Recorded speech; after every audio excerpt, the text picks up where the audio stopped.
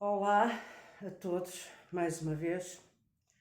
Hoje, num ambiente mais intimista, mais acolhedor, mais caseiro. A questão é que, há cerca de algumas semanas atrás, cá em Portugal, o Presidente da República Portuguesa, o professor Marcelo Rebelo de Sousa, teve uma intervenção um pouco infeliz aqui na sua atividade política, dando uma entrevista ou respondendo umas perguntas de uns jornalistas referente aos casos de abusos sexuais que estão a ser investigados aqui em Portugal, abusos que foram cometidos por elementos da instituição da Igreja Católica.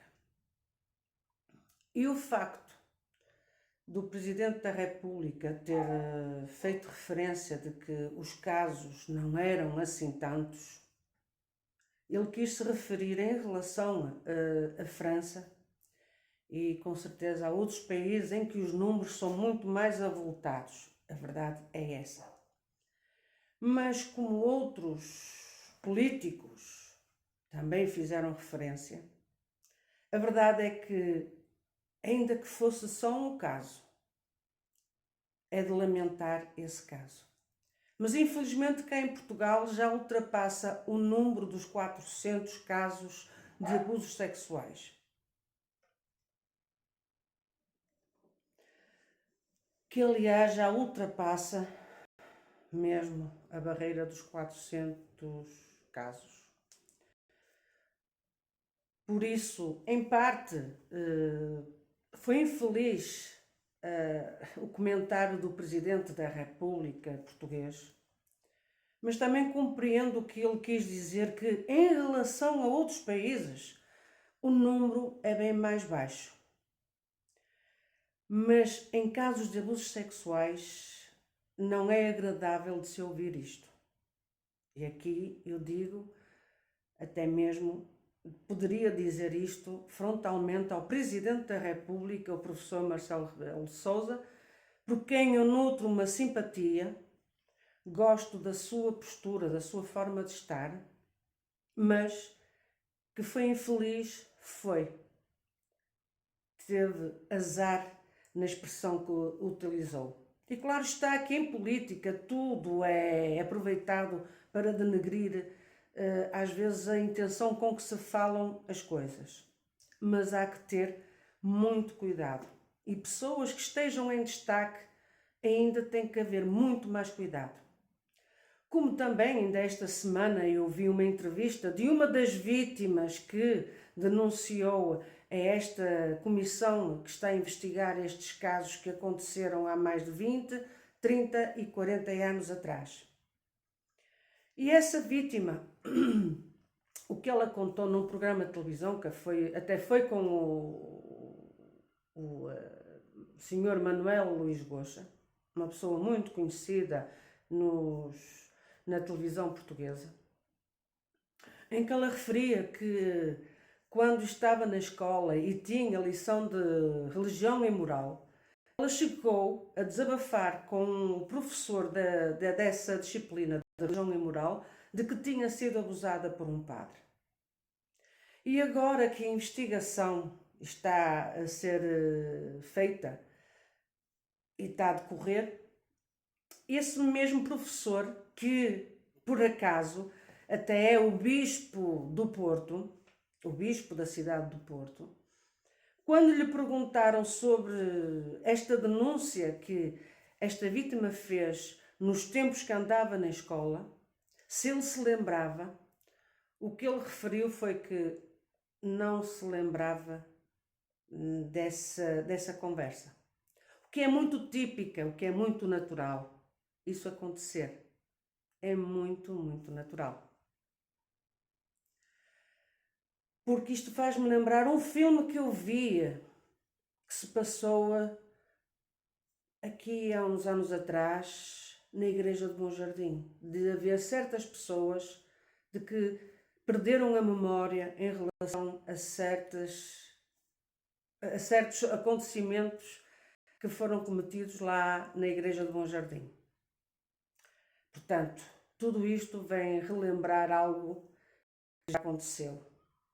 E quero aqui aproveitar, e por falar em presidente, por isso eu quero aqui aproveitar e falar ao irmão ancião, presidente dos anciães, uma pessoa culta, em que todos o respeitam, ou quase todos, pelo menos os hipócritas na sua frente dizem que o respeitam, mas nas suas costas o atraiçoam.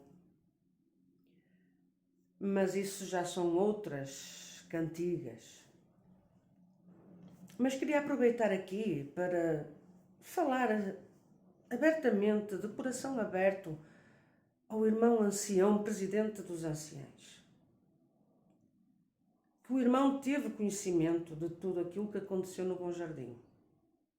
E que se calhar, eu até compreendo que não queira sequer ir aos cultos do Bom Jardim, porque talvez se sinta enojado por aquilo que aconteceu lá dentro. E o irmão não se sinta à vontade de estar lá. Compreendo perfeitamente. Só não compreendo a sua relutância em não tomar uma posição, não ser objetivo. Visto que na altura o irmão não se pronunciou, ou o que se pronunciou ficou nos bastidores, e o que foi dado a conhecer através daquele ancião que já faleceu e que estava na presidência dos anciães mais velhos, e que agora o irmão está nessa presidência, é que o irmão atual que está cá com esse cargo, aconselhou que não se fizesse ata em relação a este assunto. Mas uma coisa eu gostaria que o irmão me respondesse. Porque o irmão é ancião, é presidente dos anciães atualmente, mas já na altura tinha um cargo já de importância. E como advogado, o irmão não teria a obrigação de ter denunciado este caso quando lhe chegou às mãos, quando chegou ao seu conhecimento?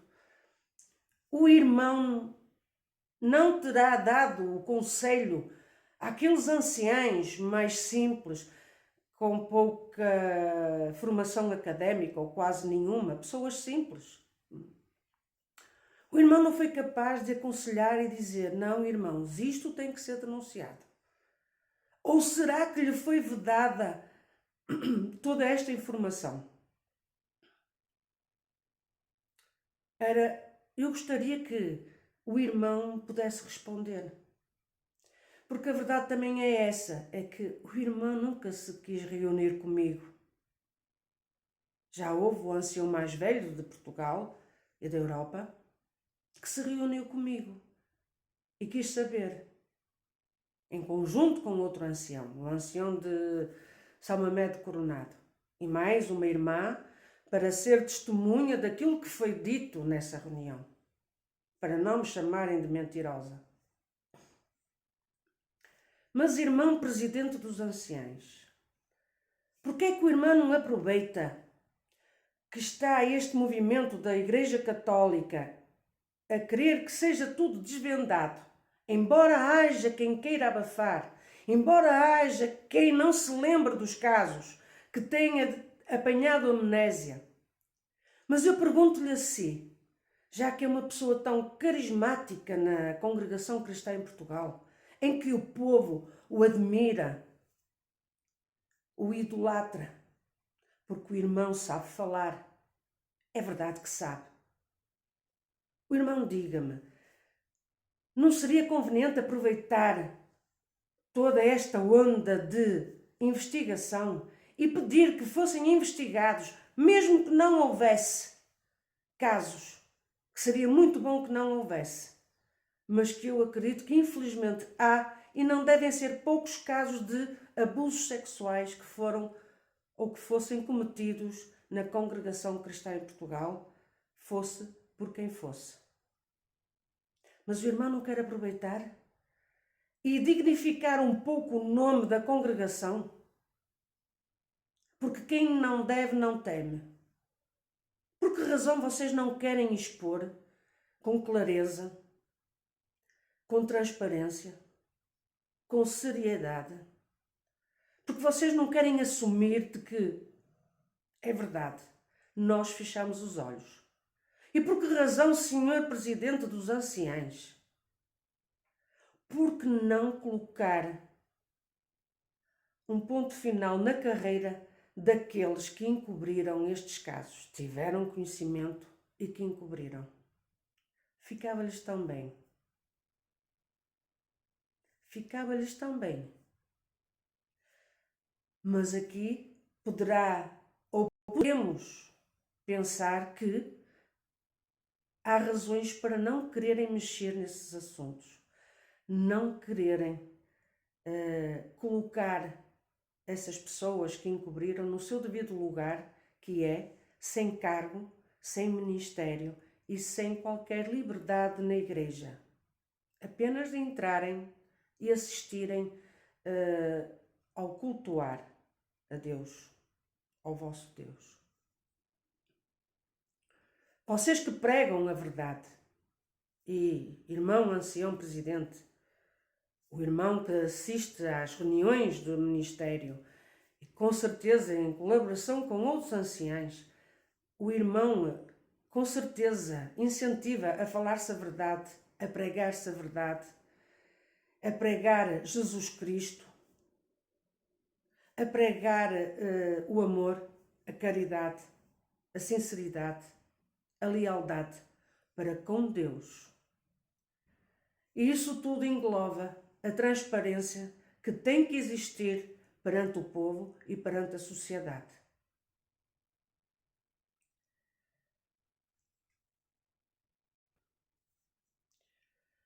Compreendo que não seja só o irmão a decidir, que haja outros nomes a dizer sim ou não. Mas sabe, irmão ancião, presidente dos anciães, o irmão, a salvação é pessoal, a responsabilidade é pessoal. Eu, como não concordo e nem me sentia bem no meio daquele antro de podridão que está no Bom Jardim, e que não me identifico com todos aqueles que estão à volta desse ministério que querem encobrir e que querem passar a mão pela cabeça e tentar esquecer o que não é de esquecer. Eu quero dizer uma coisa. Irmão ancião presidente dos anciães de Portugal, a sua consciência perante Deus, como está?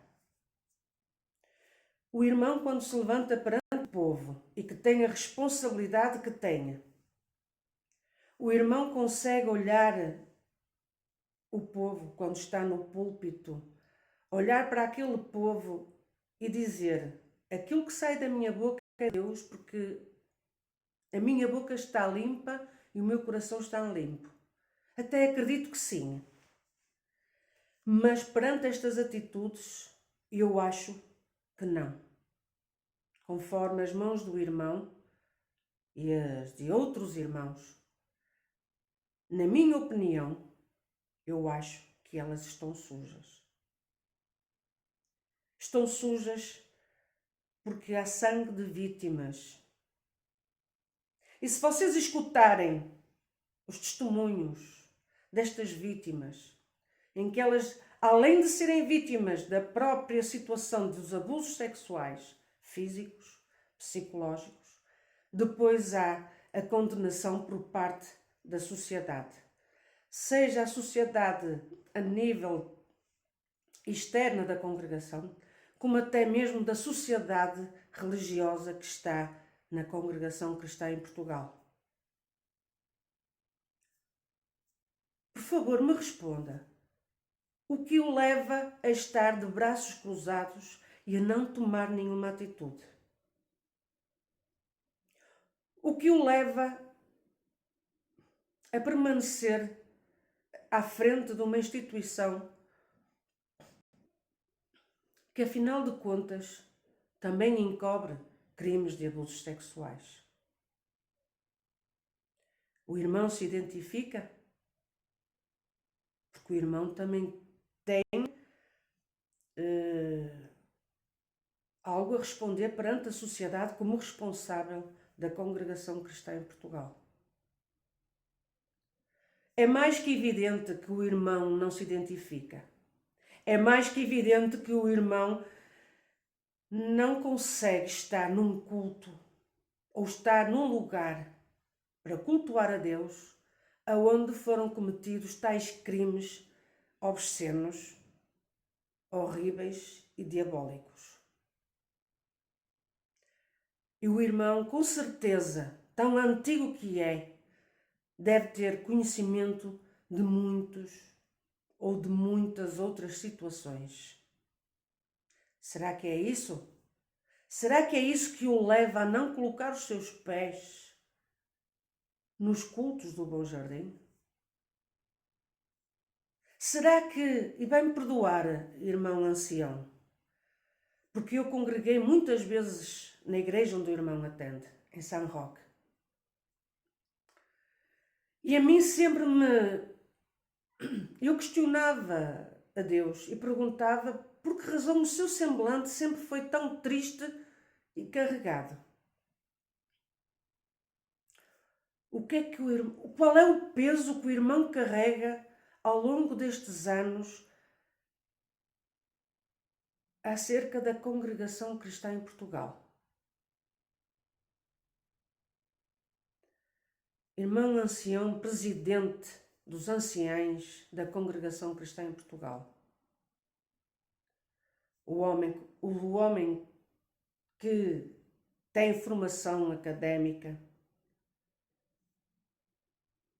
diga-me, por favor, me esclareça o que o leva a ter uma atitude de relutância em abrir as portas para uma investigação a sério na congregação cristã em Portugal. Ou será que já está a acontecer isso e o irmão tem que permanecer calado?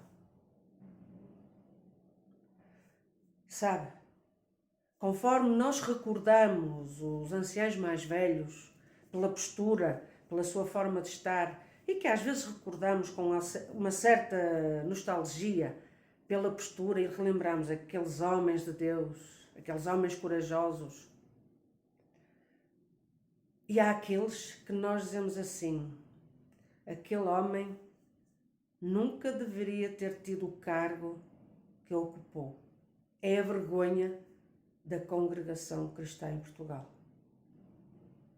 Não queira ser como este último caso que eu referi.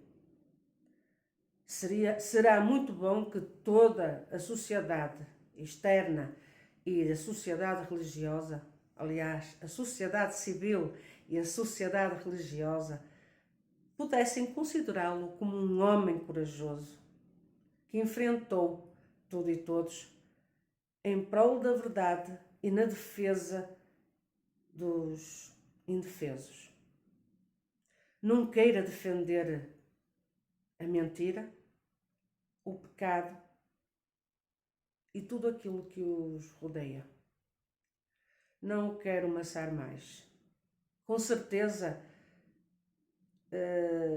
a sua saúde também não permite que tenha que aguentar tanta, mas tanta maldade, tantos problemas que estão a acontecer na congregação cristã em Portugal. Mas então aqui eu lhe digo, se a sua saúde, se as suas forças já não lhe permitem lutar contra estas hostes espirituais da maldade e hostes carnais da maldade, se as suas forças já não permitem lutar, coloque o seu lugar à disposição e saia pela porta de cabeça erguida, de que foi um homem que lutou, mas que outros não quiseram colaborar nessa luta. Lembre-se daquele homem, daquele ancião de Pampolide, que saiu porque com certeza não concordou com o encobrimento dos abusos sexuais que lá foram cometidos e que vários anciães encobriram. Ficam por aqui. Que Deus vos abençoe. Eu sei que o tema é aborrecido, é pesado, mas é preciso ser falado para não cair no esquecimento. Deus vos abençoe e até breve.